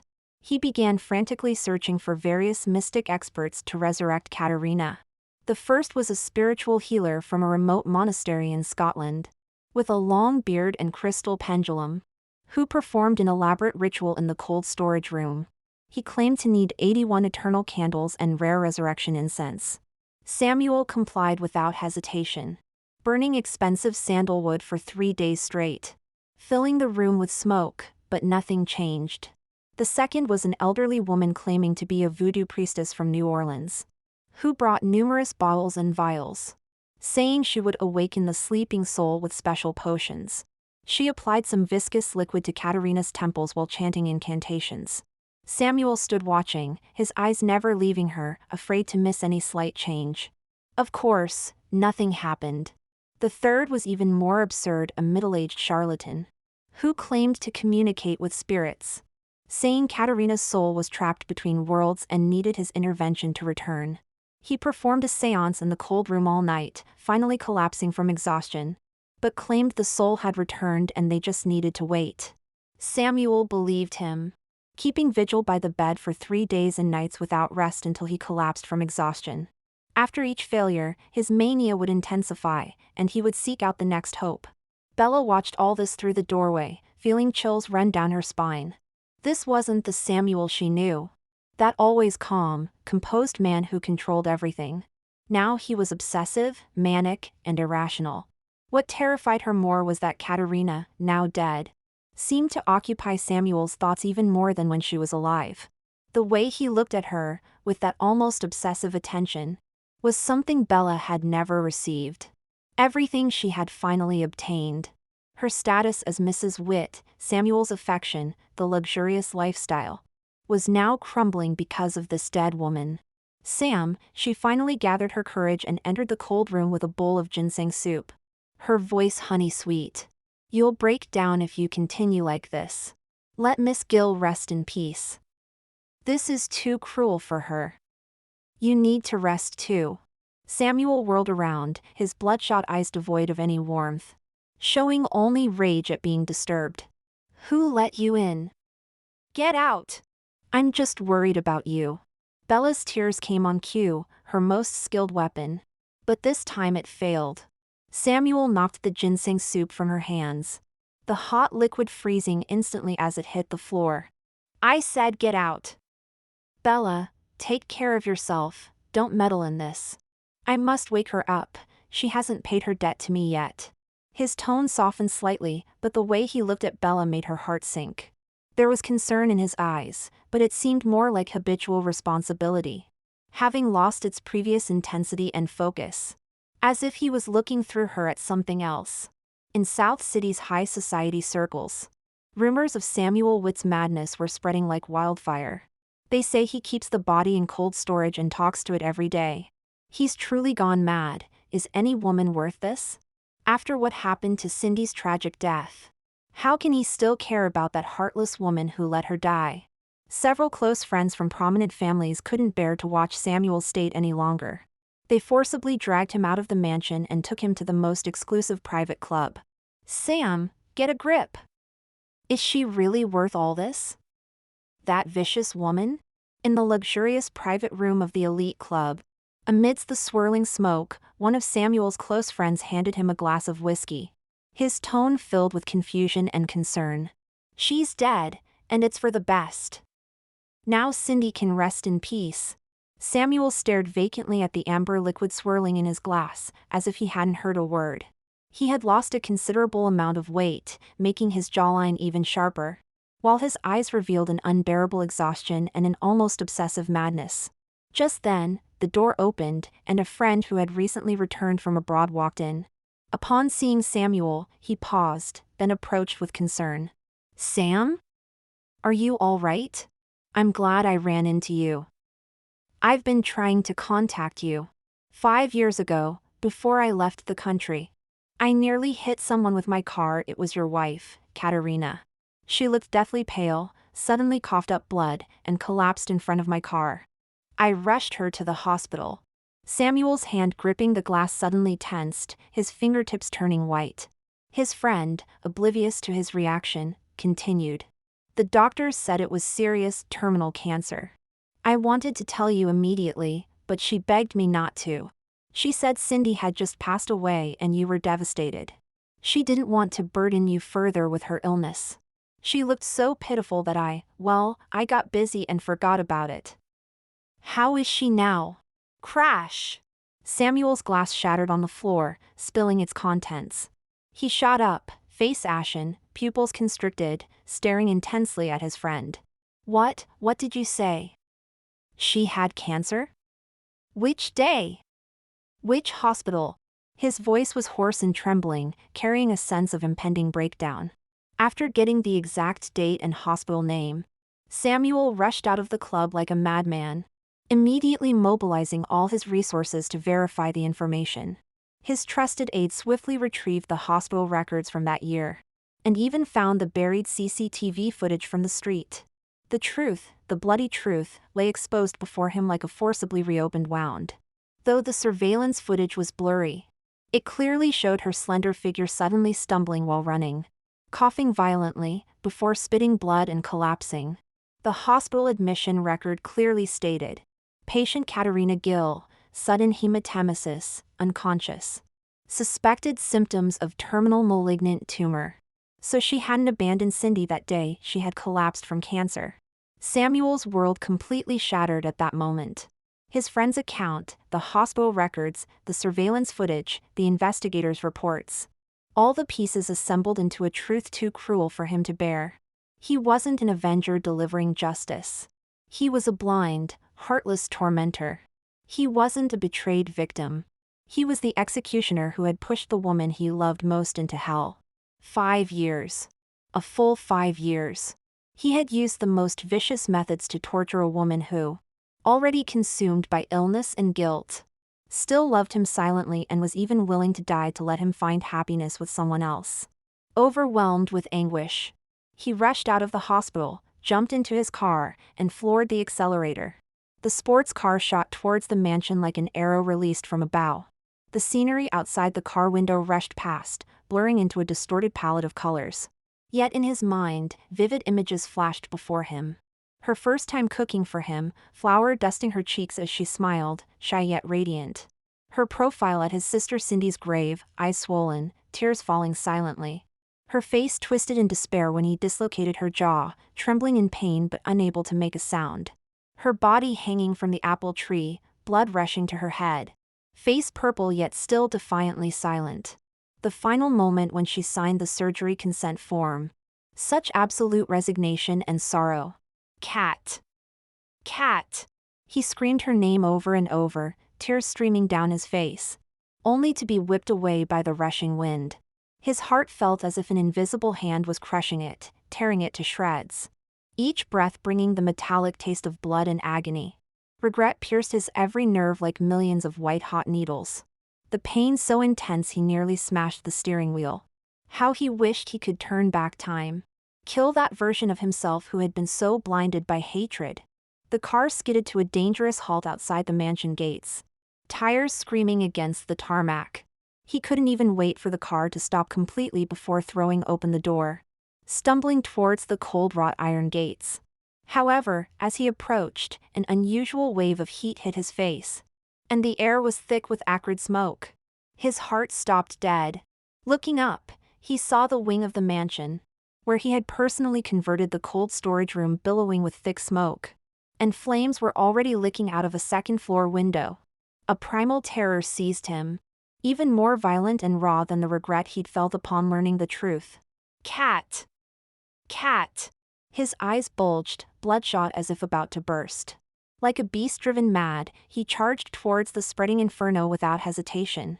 Mr. Witt! You can't go in there. The fire's too strong. It's too dangerous. Security guards and servants rushed to stop him, forming a human wall. The butler, tears streaming down his wrinkled face, pleaded. Sir. Mrs. Witt is already gone. That's just her body. There's no point in retrieving it. You can't throw your life away for someone who's already passed. Bella ran out from the main building, her face streaked with panicked tears. She grabbed Samuel's arm desperately, her voice shrill. Sam! Don't go! Please! She's dead. Dead. Nothing you do can change that. Is it worth it for a dead person? Get out of my way. Samuel unleashed extraordinary strength, violently throwing off Bella and everyone blocking his path. His eyes were terrifying, like those of a demon returned from hell, filled only with manic obsession and the ruthless intent to destroy anyone who stood in his way. She's not dead. Do you hear me? She's not dead. He roared, his voice distorted by extreme fear and rage. Even if she is, I'm bringing her out. She can't leave me without my permission, not even in death. Anyone who tries to stop me will die. He couldn't see the raging flames, couldn't feel the scorching heat, couldn't hear any of the pleas. His world had narrowed to a single thought: get inside. Find her. Bring her out. He couldn't lose her again. Never again. He grabbed a bucket of water from a servant's hands, drenched himself from head to toe. Then without hesitation, without turning back, like an arrow released from a bow, he charged into the spreading inferno. Samuel! Bella's desperate, piercing cry echoed behind him. As soon as he entered the burning building, the scorching heat and thick smoke engulfed him. The flames, like greedy tongues, licked at everything combustible, creating sharp crackling sounds. The dense smoke stung his eyes and made breathing impossible.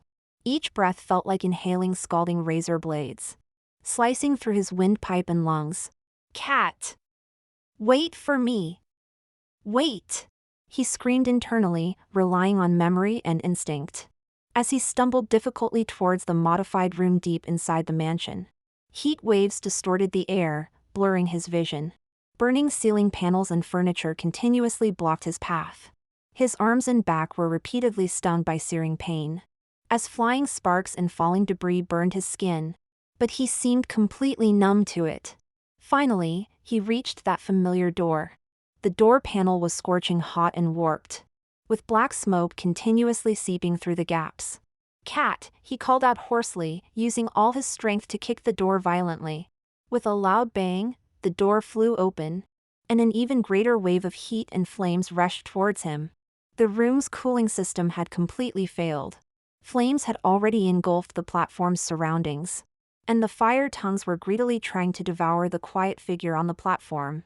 Like a moth drawn to flame, he rushed forward recklessly, using his body to shield her from the approaching flames.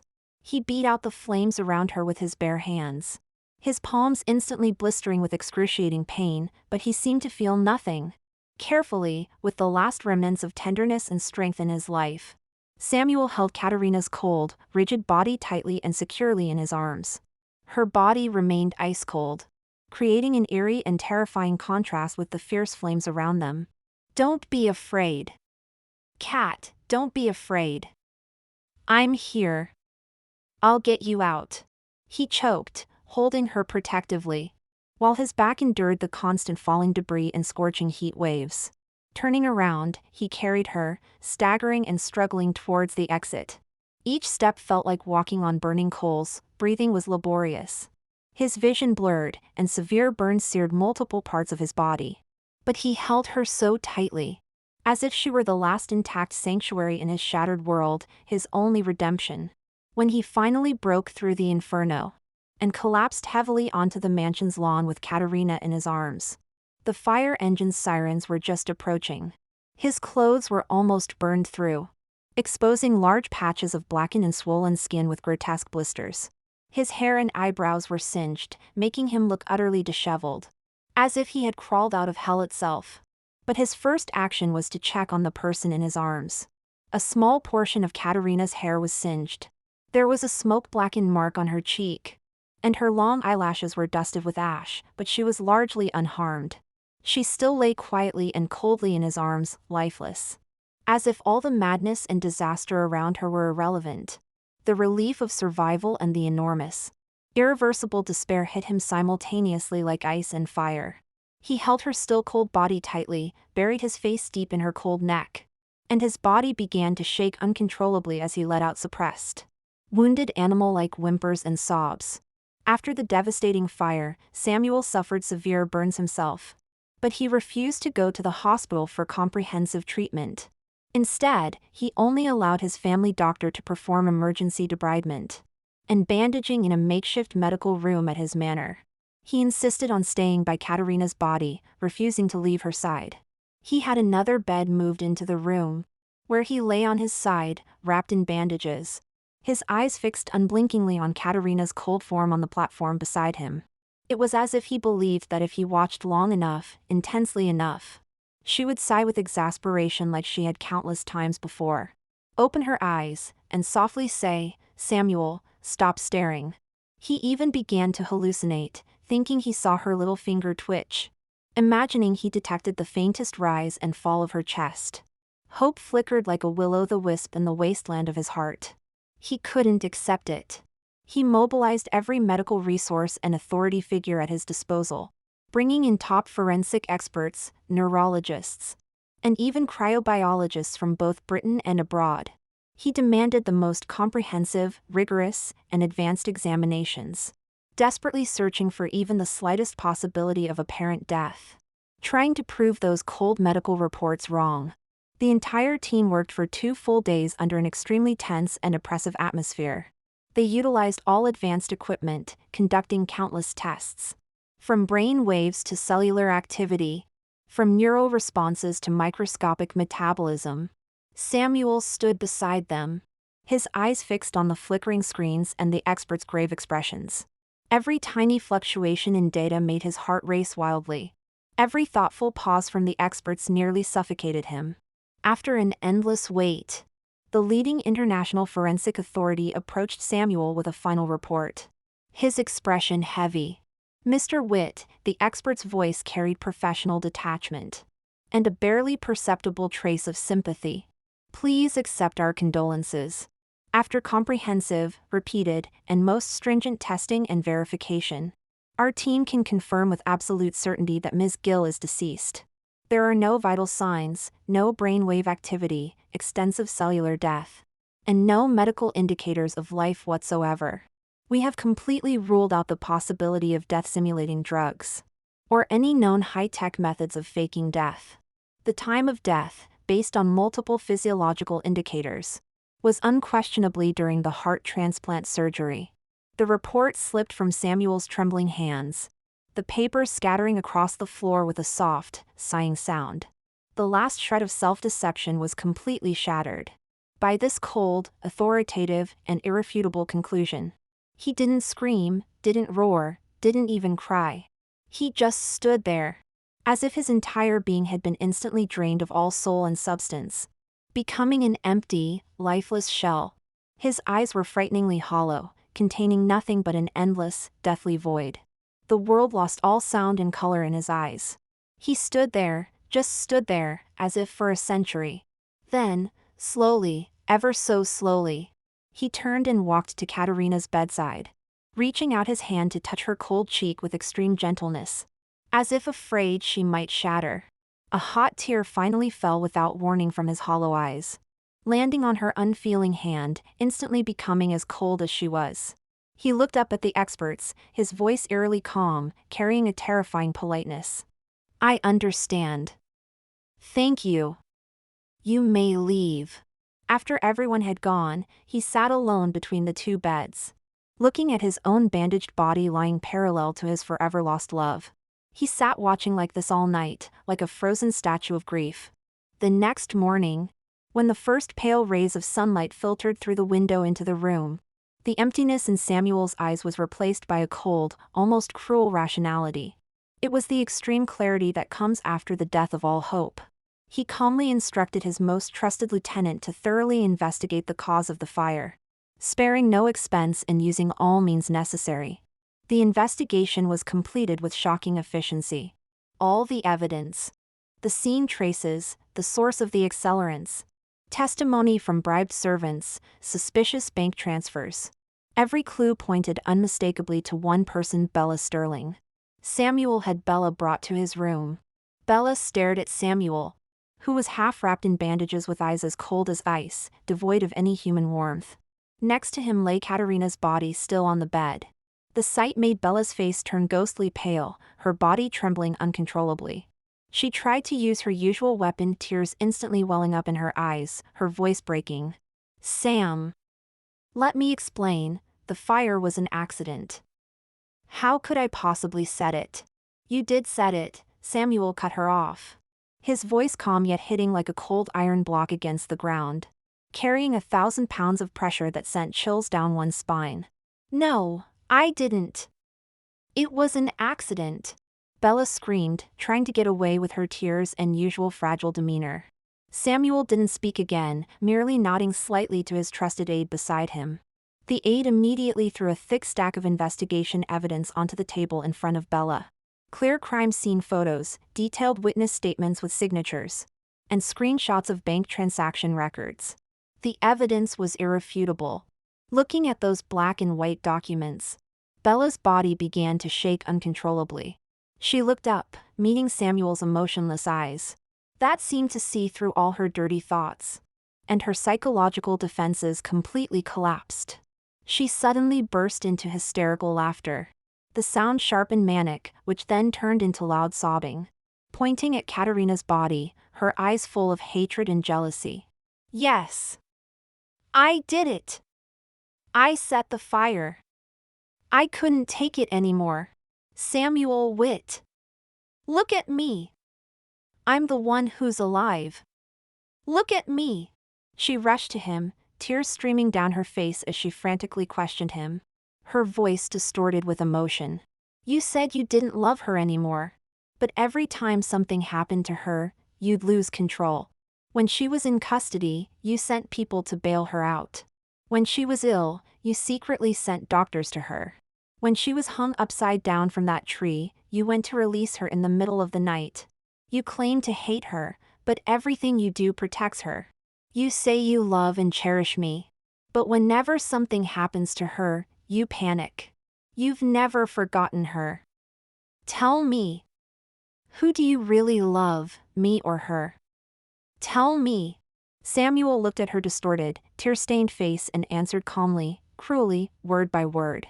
"I've always loved Katerina. From beginning to end, only her. I brought you in only because you pathetically resembled her in some ways. But I was wrong. A fake is always a fake, not worth even a single strand of her hair.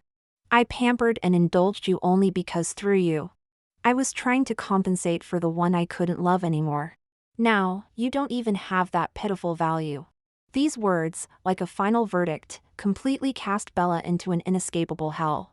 She collapsed to the ground, crying and laughing, appearing deranged, muttering impossible and how could this be. She suddenly lunged at him, clutching his collar desperately, screaming hysterically. "I don't believe it. I don't believe it.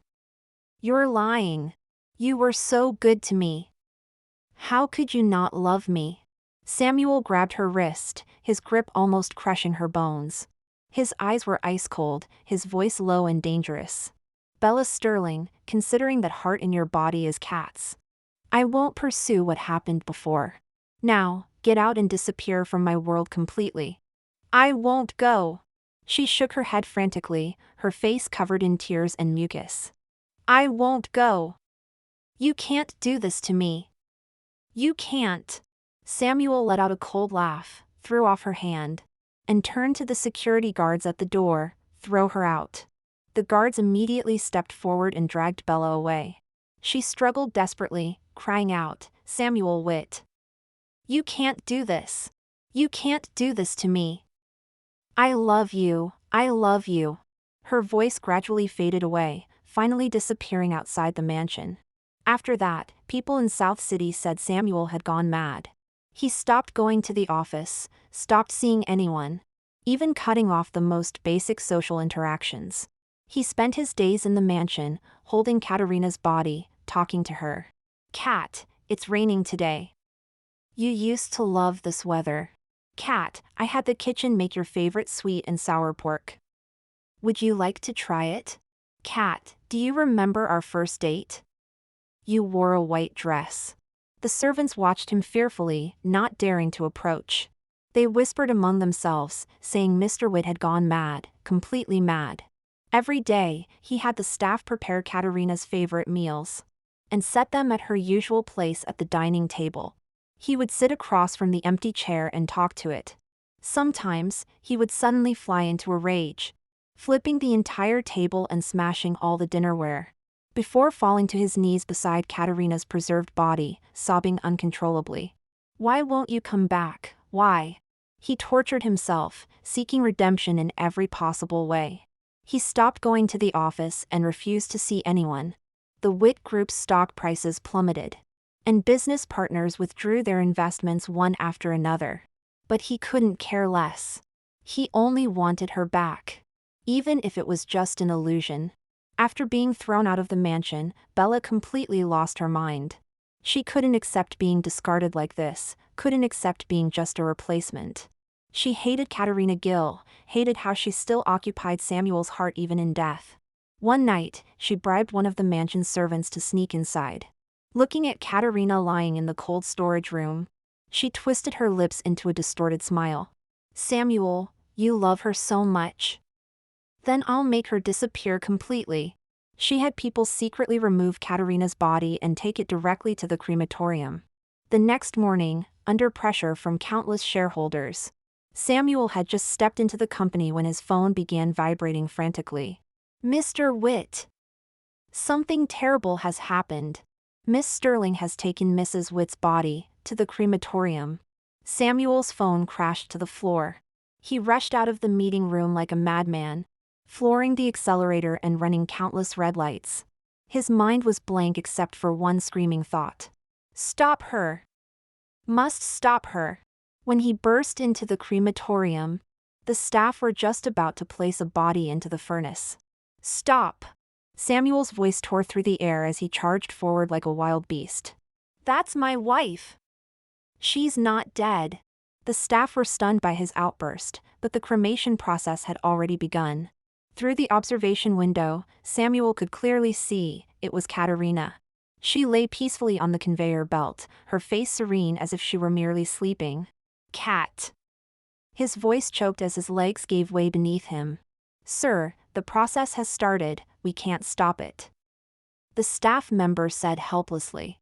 Samuel suddenly stood up, his eyes bloodshot. "Open it. Open it now." He frantically pounded on the control room's glass. "I order you to stop this immediately." As the conveyor belt slowly moved, and Katerina's body was about to enter the furnace, Samuel completely lost his mind. He grabbed a nearby fire axe and smashed it against the control room's glass. Crash! The sound of shattering glass alarmed everyone. "Stop him! Quick, stop him!" the crematorium security shouted. But Samuel had already climbed into the control room. He rushed toward the furnace, grabbing the edge of the conveyor belt at the last moment. The scorching heat hit his face, burning his skin, but he held on desperately. "Kat! Kat!" he called out chokingly, watching helplessly as his beloved slipped toward the roaring flames. Several security guards rushed forward and grabbed his legs. "Sir! It's dangerous! Get down! Get off me!" Samuel struggled frantically, oblivious to his arms being severely burned by the hot metal. "I need to take her home. I need to take her home."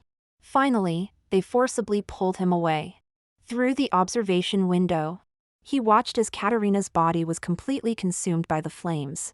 At that moment, he let out an inhuman wail, falling to his knees and slamming his forehead against the cold floor. "No!" His heart-wrenching cry brought tears to everyone present. When Samuel was helped out of the crematorium by his bodyguards, Bella was being held in a car. Seeing him emerge, she frantically banged on the car window. Samuel! Sam!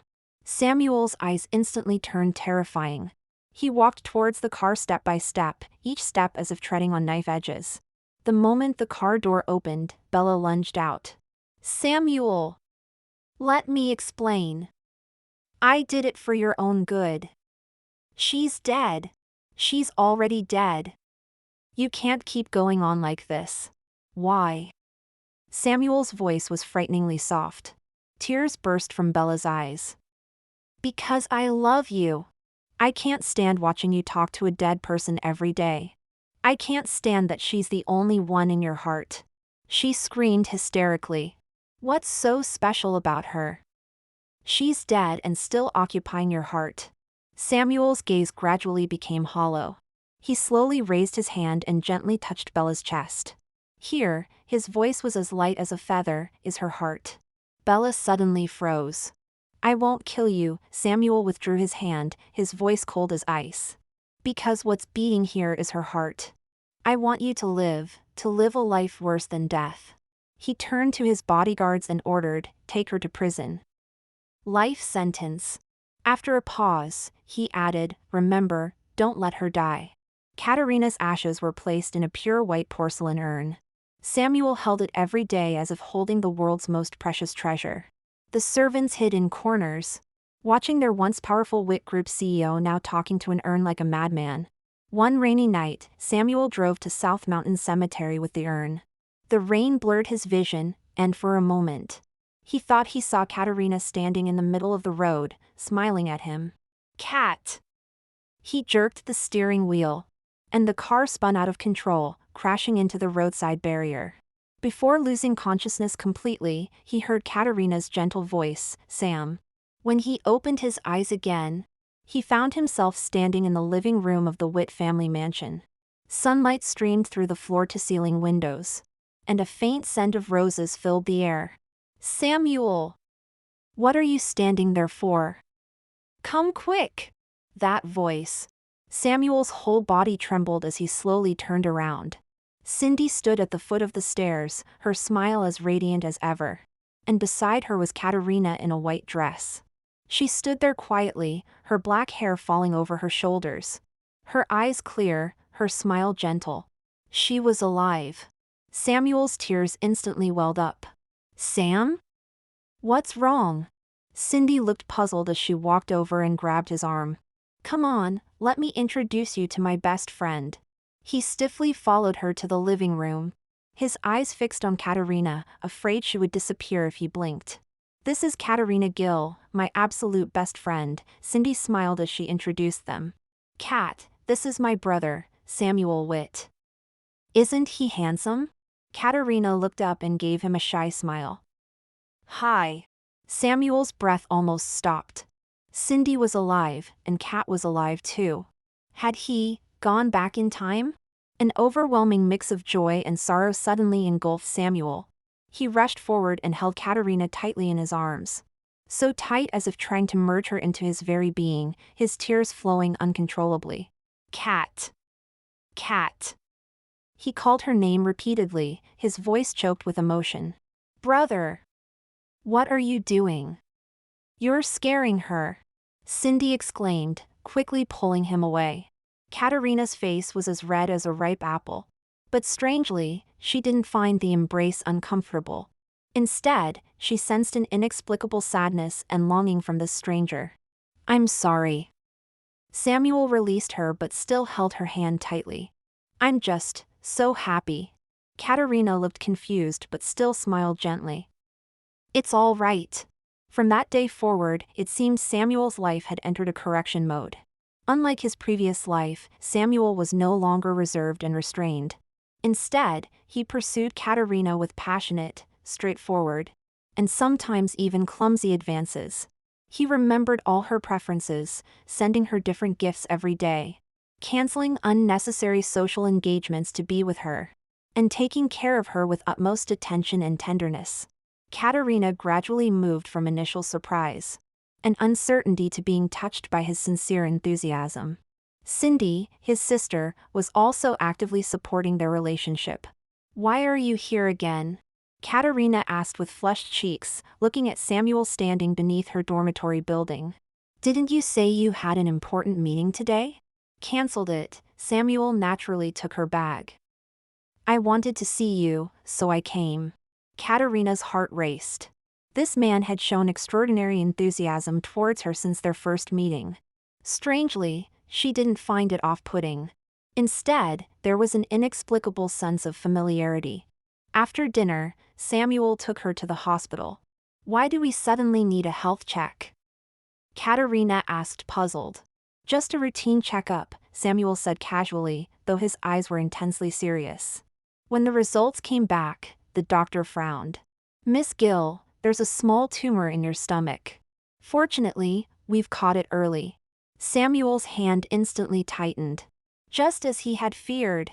He immediately arranged the best medical team for Katerina's minimally invasive surgery. During her recovery, he stayed by her hospital bed constantly, to the point where even Cindy thought it was excessive. "Samuel, aren't you being a bit dramatic?" Cindy said helplessly. "It was just a minor surgery for Kat." Samuel didn't explain. Only he knew how terrified he was of losing her again.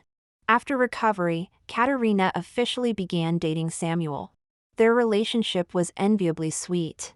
Samuel remembered all of Katerina's little habits.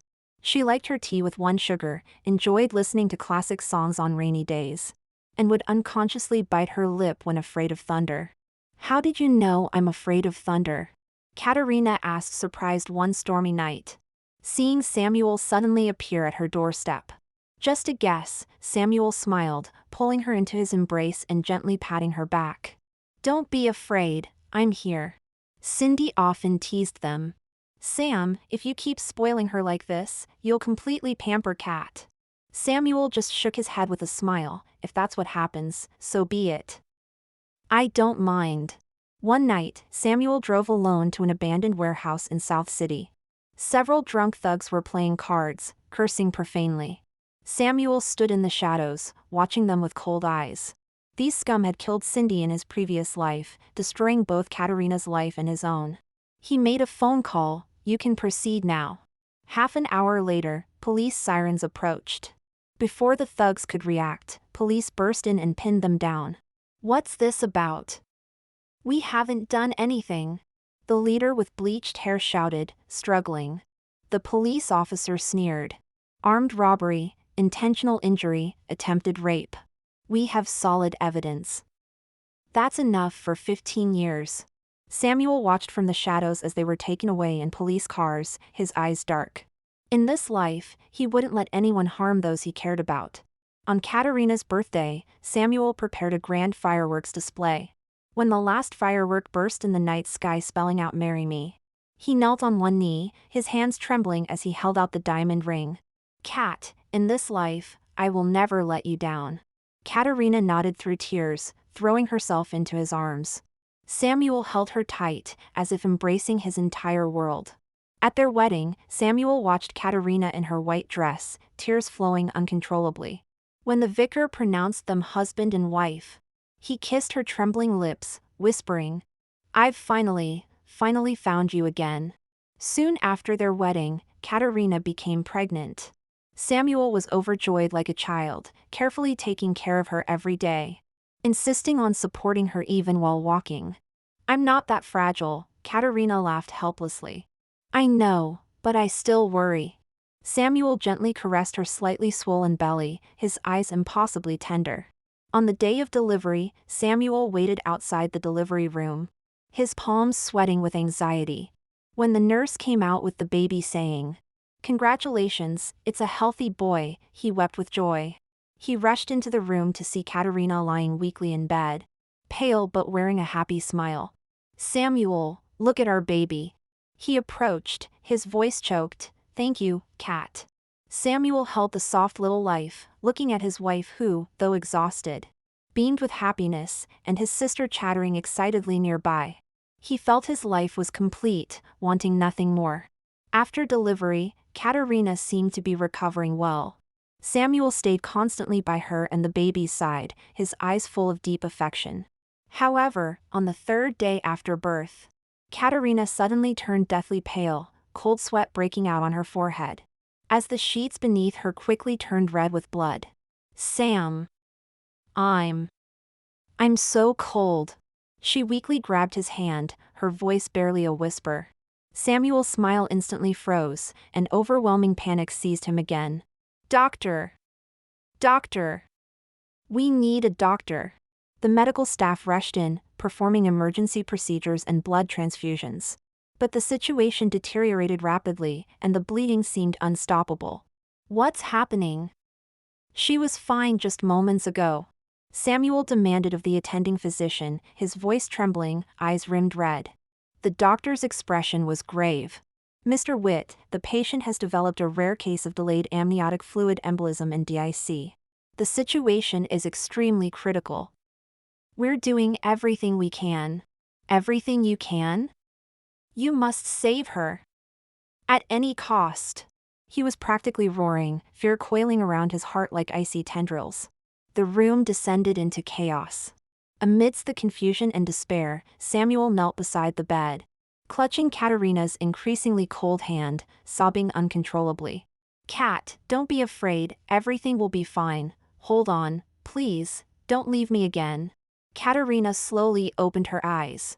Her gaze unusually clear but filled with a sadness and compassion that Samuel couldn't comprehend. With great effort, she raised her hand to gently caress his tear-stained cheek. Sam, her voice was faint, as if coming from far away, stop deceiving yourself. Samuel froze. What? All of this, it's not real. She looked at him tenderly, tears welling in her eyes. This is just a dream you've tried so hard to create. Samuel shook his head frantically. No. It's not a dream. You're real. The baby is real. Cindy is real. We're all fine, brother. A voice came from beside him. Samuel whirled around to see Cindy standing by the bed, wearing her favorite dress, looking at him with complex emotions. Cindy? That's enough. Cindy interrupted him, her tone lacking its usual playfulness, tinged with sympathy and gentle reproach, yet crystal clear. Kat and we have to go. You can't continue like this. Go where? Where are you going? Samuel reached out in panic to grab them, but his hand passed through Cindy's form. Cindy's figure, like Katerina's, began to fade. Samuel, live well. Cindy's voice grew distant. Stop torturing yourself. Katerina and we don't blame you anymore, truly. No. Cindy. Kat. Samuel cried out in desperation, trying to embrace them but grasping nothing. Using her last strength, Katerina gave him a faint, gentle smile, just like when they first met. Sam. Wake up, don't stay trapped in this dream. Her fingers finally fell limp, her eyes slowly closing. At the same moment, Cindy's form completely dissipated. The entire dream world began to violently shake, collapse, and disintegrate. The sunlight, the hospital room, the baby's cries. Everything shattered like a broken mirror, fragments scattering, ultimately falling into endless, cold darkness. No! In the corridor of the luxury nursing home, two nurses pushed their medicine cart slowly along. The plane trees rustled outside, casting dappled shadows through the windows. Poor Mr. Witt. The young nurse sighed, glancing towards the VIP room at the end of the corridor. Such a wealthy businessman, and now. The senior nurse shook her head and lowered her voice. I heard he spends all day holding an urn, living in his own imaginary world, believing his sister and wife are still alive. Didn't the doctor say his vital signs had stabilized? Why hasn't he woken up? The psychiatrist says it's because his subconscious doesn't want to wake up. The senior nurse sighed. Sometimes people prefer living in their dreams. Inside the room, a tear rolled from Samuel's tightly closed eyes into his temple. His eyelashes trembled violently, as if he were in the midst of an intense struggle. The chirping of crickets outside suddenly became sharp, piercing his eardrums. Samuel's eyes snapped open, and he instinctively raised his hand to shield them from the glaring sunlight. As his vision gradually cleared, the first thing he saw was the elegant urn on his bedside table, engraved with the words "Beloved Katerina Gill." In that instant, all his memories came flooding back like a tide. Katerina's shy smile when they first met, her bright eyes during their courtship, her silent endurance after the misunderstanding, and finally, her cold, lifeless body. Those scenes he had deliberately forgotten now appeared before him with crystal clarity. With trembling hands, he reached out to touch the urn. The cold sensation spread from his fingertips throughout his body, freezing his very core. Cat. Samuel slowly sat up, carefully cradling the urn in his arms. His movements were incredibly gentle, as if he were holding a fragile treasure. Sunlight streamed through the gap in the curtains, casting a golden band across the floor. Samuel's gaze followed the light, and for a moment, he seemed to see Katerina standing there, smiling at him. Just like many years ago. On that spring afternoon when cherry blossoms were falling, when she first smiled at him. He squeezed his eyes shut, tears streaming down his face. 3 days later, Samuel checked out of the nursing home. He returned to his empty mansion and stood before Katerina's dressing table. The man in the mirror had sunken eyes and protruding cheekbones, barely a shadow of the once prominent South City tycoon. He gently pulled open the dressing table drawer, where Katerina's hair clips and jewelry were neatly arranged. On top was a small velvet box. He remembered it was the first gift he had given her, a pair of pearl earrings. Samuel opened the box with trembling hands. Inside, along with the earrings, was a carefully folded note. He carefully unfolded it to reveal Katerina's elegant handwriting. "Samuel, if you're reading this note, it means I'm gone. Release is my best ending. Don't be sad, never meeting again is also the best ending for us." The writing on the note was slightly blurred, as if stained by water. Samuel pressed the note to his chest, bent over, and let out a deeply suppressed sob. In the days that followed, he calmly and methodically arranged everything for his final departure. He summoned his legal team and financial advisors, transferring the majority of his assets. The massive shareholding in Witt Group, countless properties, and substantial cash reserves. To leading cancer research institutions and women and children's charities both in Britain and abroad. He kept only a small portion, enough to ensure the loyal staff and servants, who had served the Witt family for years, could live out their remaining days in comfort and security. He personally wrote his will, its contents simple, cold, and utterly austere. His body was to be cremated and interred with Katerina at South Mountain Cemetery, right next to Cindy's grave. The headstone was to bear only their names and dates of birth and death. No epitaph, no list of achievements, no words of mourning. On a quiet night without moonlight and dim stars, he dressed in the meticulously preserved bespoke suit he had worn when he married Katerina.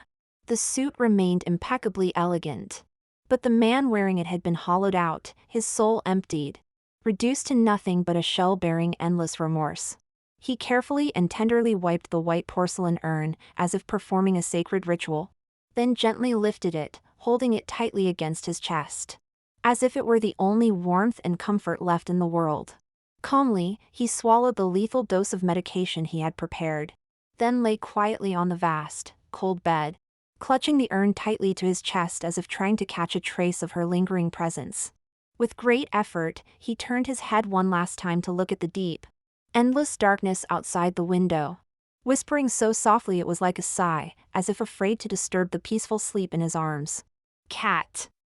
Cindy. If there's even the slightest chance of another life, wait for me, don't run so fast this time.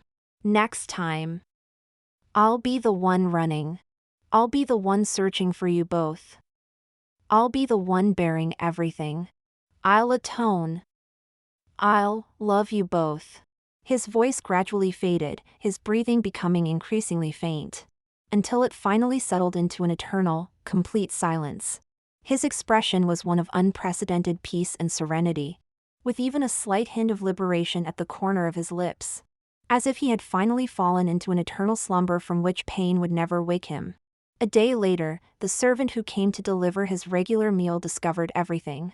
He showed no signs of life, his body cold, yet still clutching the white porcelain urn in an absolutely possessive, protective embrace.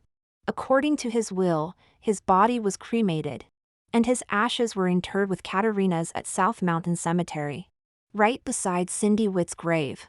The headstone was simple and pure, without any unnecessary decorations, epitaph, or words of praise. Only 2 cherry blossom trees stood guard on either side, dropping pink and white petals in spring, just like the one that had fallen in her hair when they first met.